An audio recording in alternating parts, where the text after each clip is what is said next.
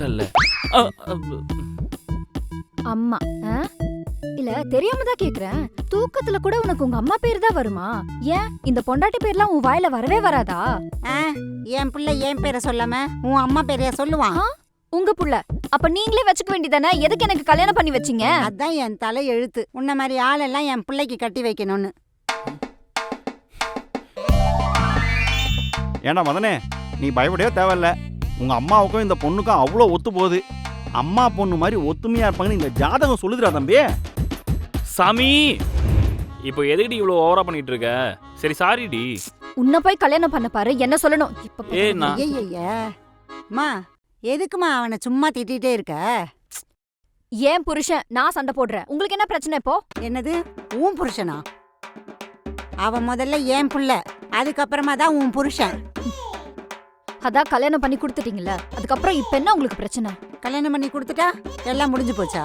அவன் மேல எனக்கு இன்னும் உரிமை இருக்கு. என்ன சொன்னீங்க? என்ன சொன்னீங்க? அவன் மேல எனக்கு இன்னும் உரிமை இருக்குன்னு சொன்னேன். அதான் எல்லா உரிமையும் இருக்குல்ல, அப்புறம் என்ன? டெய்லி நான் தானே சமைக்கிறேன், இன்னைக்கு நீங்களே போய் சமைச்சு கொடுங்க போங்க. அங்க என்ன பாத்துட்டு இருக்கீங்க? அதான் சொல்லிட்டு இருக்கல வேணான்னு. அங்கேயே பேசிட்டு இருந்தா எப்படி நாக்கா கோத்து விட்டு போனா பாத்தீங்களா? வாங்க போய் சமைப்போம். வெஜிடபிள்ஸ் கட்டிங் நான் பாத்துக்கிறேன், நீங்க சமைங்க. அத்தை, நாங்க வெளியில போயிட்டு வரோம். சரிம்மா, போயிட்டு வாங்க. வந்துடுறமா போயிட்டு. சரிப்பா. லிபியா, இந்த கூலர்ஸ் நீ போட்டுக்கோ. வேணாம் மதன், நீ தானே டிரைவ் பண்ண போற, சோ நீயே போட்டுக்கோ. ஸ்வீட் பொண்டாட்டி, போலாம். மா வரமா. சரிப்பா.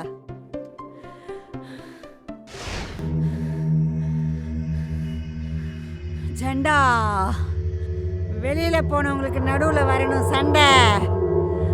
ஓம் கிரீம் கிரீம் கிரீம்.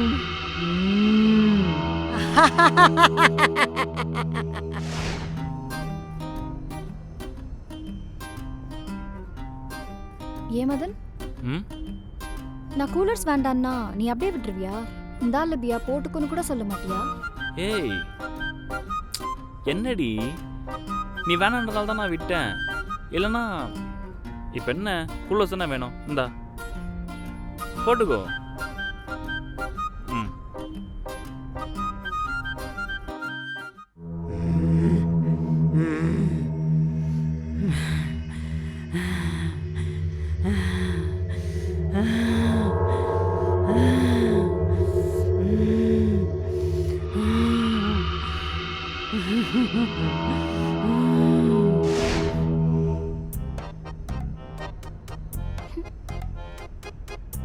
ஏய், இப்போ எதுக்கு கூலர்ஸ் தூக்கி போட்ட? நான் ஒரு பொருள் கேட்டுதான் உங்ககிட்ட இருந்து எனக்கு கிடைக்கும் அப்படின்னா, அப்படிப்பட்ட பொருள் எனக்கு தேவையே இல்லை. அதோட வேல்யூ என்னன்னு தெரியுமாடி உனக்கு? உனக்கு எங்கன்னு தெரிய போகுது அதை பத்தி எல்லாம்? அப்பயே சொன்னாங்க அந்த குடும்பத்தில் பொண்ணு எடுக்காத ரொம்ப அவஸ்தைப்படுவேன்னு. திமிரு பிடிச்ச குடும்பம். நான் தான் கேட்கல. என் குடும்பத்தை பத்தி பேசாத, அசிங்கமா கேட்பேன். ஏய், உன் கூடலாம் வெளியே வந்தான் பாரு, என்ன செருப்பால் அடிச்சுக்கணும்டி. அப்படி யார் உன்னை வர சொன்னா? கிளம்பு, வீட்டுக்கு போலாம். போறேன்டி, வீட்டுக்கே போய் தொலைகிறேன். உன் கூடலாம் வந்தான்ல, என்னை செருப்பால் அடிக்கணும்.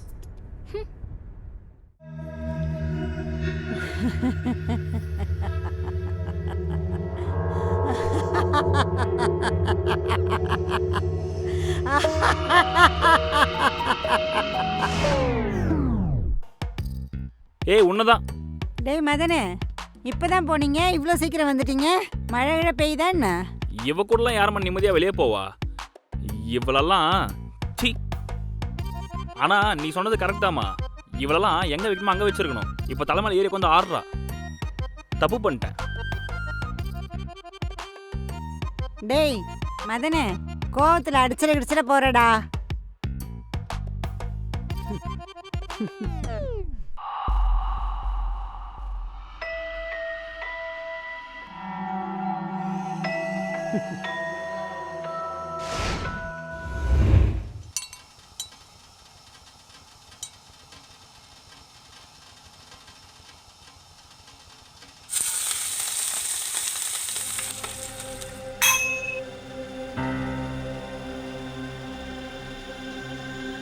ஐயோ அத்தை, அத்தை என்னாச்சு?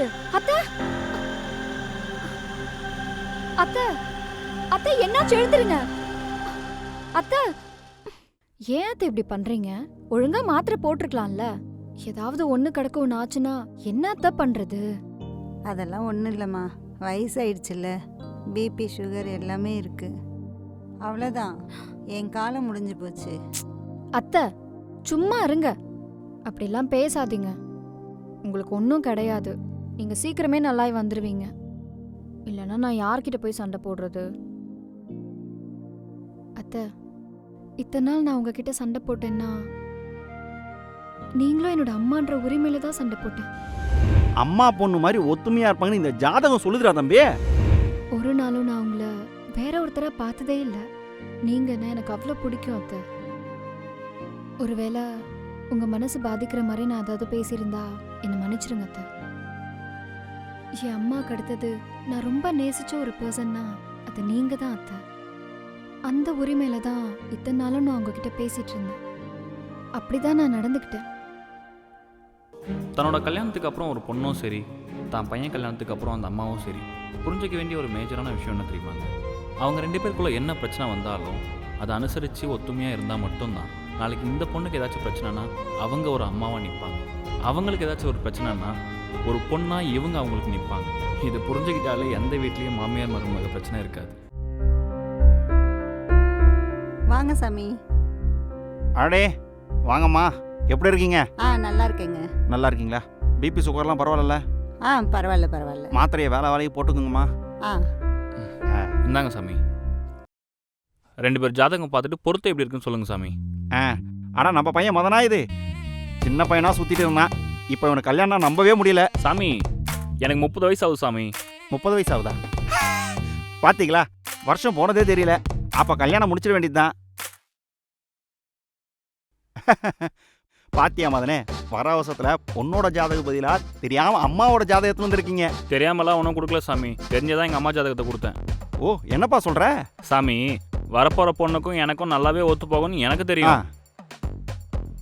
எங்கள் அம்மாக்கும் அந்த பொண்ணுக்கும் ஒத்து போகுமான்னு பார்த்து சொல்லுங்க. ஏன்னா அவங்க 2 பேருக்குள்ள ஒத்து போனாலே எங்க 2 பேருக்கு நடுவில் எந்த பிரச்சனையும் வராது.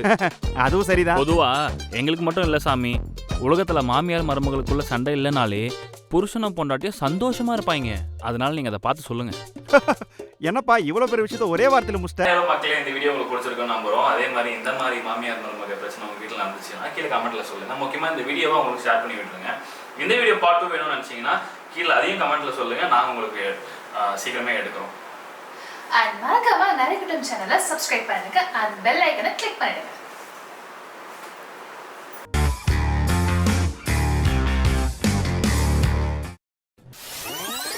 ஸ்ட்ரைட்டா போயிட்டு